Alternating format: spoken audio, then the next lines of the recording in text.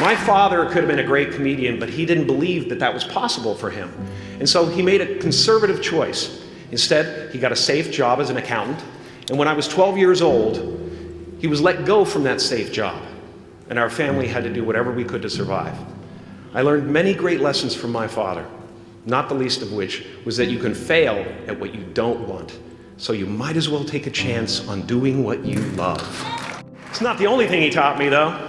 You know, I watched the effect of my father's love and humor and how it altered the world around me. And I thought, that's something to do. That's something worth my time. It wasn't long before I started acting up. You know, people would come over to the house and they'd be greeted by a 7-year-old throwing himself down a large flight of stairs. They would say, "What happened?" And I would say, "I don't know. Let's check the replay." I'd go back to the top of the stairs and come back down in slow motion.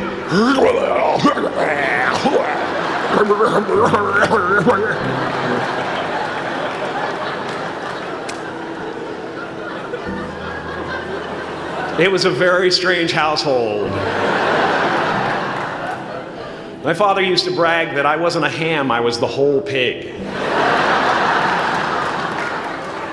And he treated my talent as if it was his second chance. When I was about 28, after a decade as a professional comedian, I realized one night in LA that the purpose of my life had always been to free people from concern, just like my dad. And when I realized this, I dubbed my new devotion the Church of Freedom from Concern. The Church of FFC.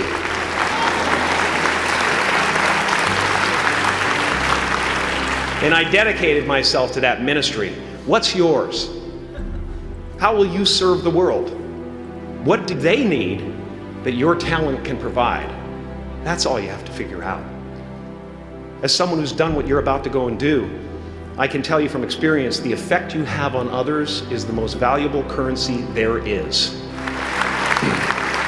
Because everything you gain in life will rot and fall apart, and all that will be left of you is what was in your heart. My choosing to free people from concern got me to the top of a mountain. Look where I am. Look what I get to do. Everywhere I go. I'm going to get emotional because when I tap into this, it really is extraordinary to me. I did something that made people present their best selves to me wherever I go. I've often said that I wished people could realize all their dreams and wealth and fame, and so that they could see that it's not where you're going to find your sense of completion. Like many of you, I was concerned about going out into the world and doing something bigger than myself, until someone smarter than myself made me realize that there is nothing bigger than myself. Because life doesn't happen to you, it happens for you. How do I know this? I don't, but I'm making sound, and that's the important thing. That's what I'm here to do. Sometimes I think that's the only thing that's important, really, you know? It's just letting each other know we're here, reminding each other that we're part of a larger self. Your job is not to figure out how it's going to happen for you, but to open the door in your head, and when the door opens in real life, just walk through it. And don't worry if you miss your cue, because there's always doors opening. They keep opening. And when I say life doesn't happen to you, it happens for you, I really don't know if that's true. I'm just making a conscious choice to perceive challenges as something beneficial so that I can deal with them in the most productive way. You'll come up with your own style. That's part of the fun. Oh, and why not take a chance on faith as well? Not religion, but faith. Not hope, but faith. I don't believe in hope. Hope is a beggar. Hope walks through the fire and faith leaps over it.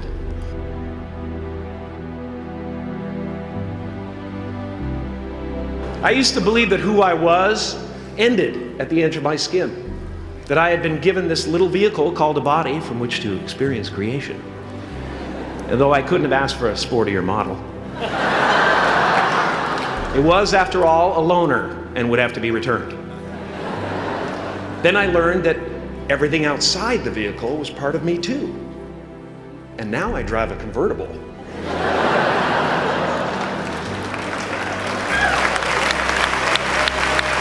Yeah, man. Top down, wind in my hair. Woo! I am elated and truly excited to be present and fully connected to you at this important moment in your journey. I hope you're ready to open the roof and take it all in. You are the vanguard of knowledge and consciousness, a new wave in a vast ocean of possibilities. On the other side of that door, there's a world starving for new ideas, new leadership. I've been out there for 30 years. She's a wildcat. Oh, she'll rub up against your leg and purr until you pick her up and start petting her, and then out of nowhere, she'll swat you in the face.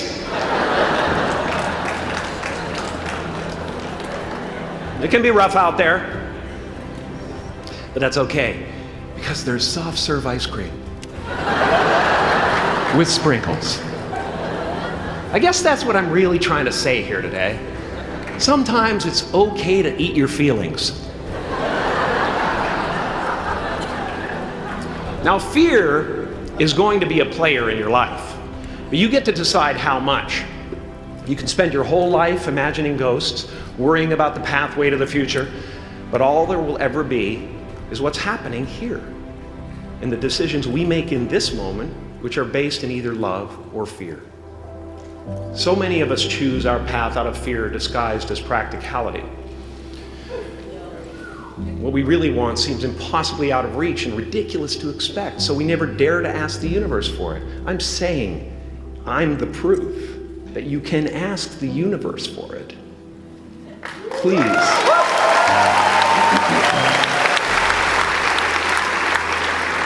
I am at the top of the mountain, and I was, and the only one I hadn't freed was myself, and that's when my search for identity deepened. I wondered who I'd be without my fame. Who would I be if I said things that people didn't want to hear? Or if I defied their expectations of me? And that peace that we're after lies somewhere beyond personality, beyond the perception of others, beyond invention and disguise, even beyond effort itself. You can join the game, fight the wars, play with form all you want, but to find real peace, you have to let the armor go. Your need for acceptance can make you invisible in this world. Don't let anything stand in the way of the light that shines through this form. Risk being seen in all of your glory. My soul is not contained within the limits of my body. My body is contained within the limitlessness of my soul. Now I'm always at the beginning. I have a reset button, and I ride that button constantly. Once that button is functioning in your life, there's no story that the mind could create that will be as compelling. The imagination is always manufacturing scenarios, both good and bad, and the ego tries to keep you trapped in the multiplex of the mind.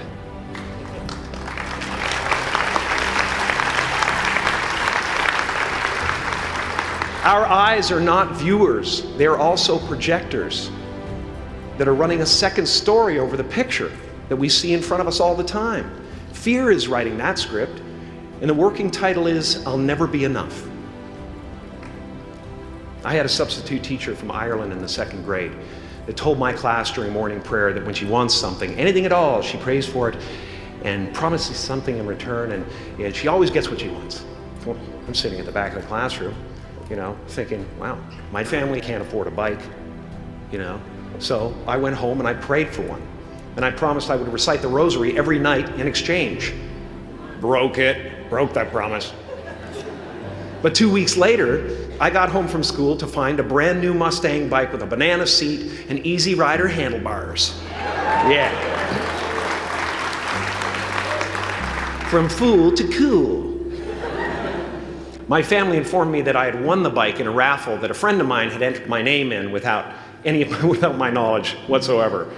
So that type of thing has been happening to me ever since. And as far as I can tell, it's just about letting the universe know what you want and working toward it while letting go of how it comes to pass.